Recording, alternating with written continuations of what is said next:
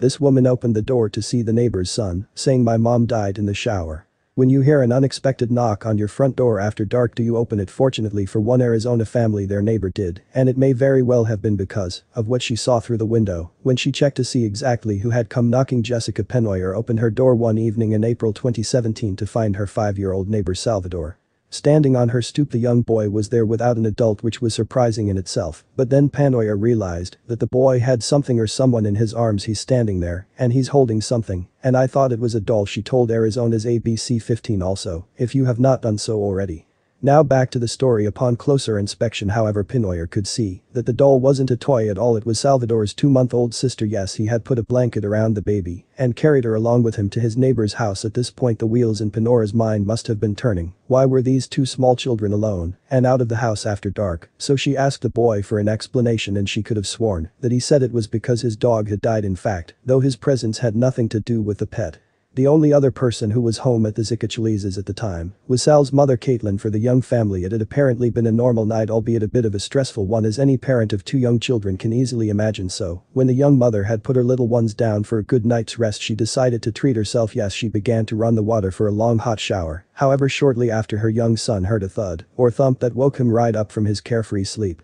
And when Sal went to check on his mom, he found her unconscious in the bathtub. Sal's next move would have been impressive for an adult or a teenager, let alone a 5-year-old child. He went to get his baby sister, put her in a blanket, and made sure she was safe after gently placing his swaddled sister in the living room.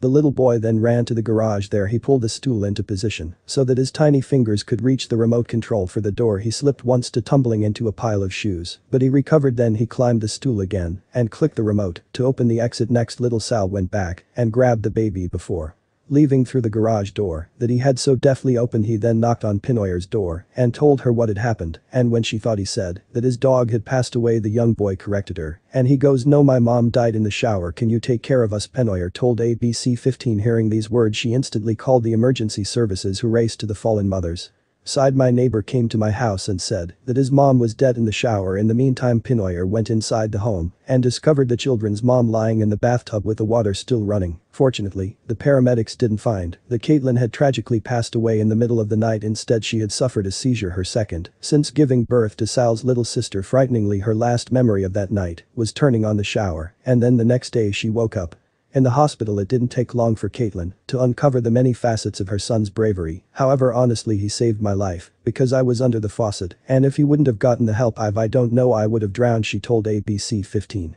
And of course, the boy didn't just save his mom's life, he was alert enough to care for an infant too. Caitlin told ABC 15 that her son had brought his sister along to the neighbors so that she wouldn't have to experience the trauma of seeing their mother dead. And even though his mother is very much alive, the youngster has had trouble understanding the fact that she's okay and will be around for years to come. Every day is a challenge for us. He asked me probably a billion times if I'm gonna be okay. He'll tell me, "Are you gonna have another seizure? No, I'm okay. Are you gonna die today? No, I'm not gonna die today." But despite his lingering fears and questions, there have been some definite perks for young Sal thanks to his heroism. When the area's firefighting squad caught wind of the boy's courageous efforts to save his mom, they decided to name him an honorary firefighter. Little Sal thus received a certificate, a shirt, a helmet, and a patch. Rural Metro Fire Department wants to recognize you as an honorary firefighter, so you get to join the ranks of all these guys that came to help your mom, said Rural Metro Fighters Fire Department spokesman Sean Gilliland, and Sal accepted his award with a huge grin.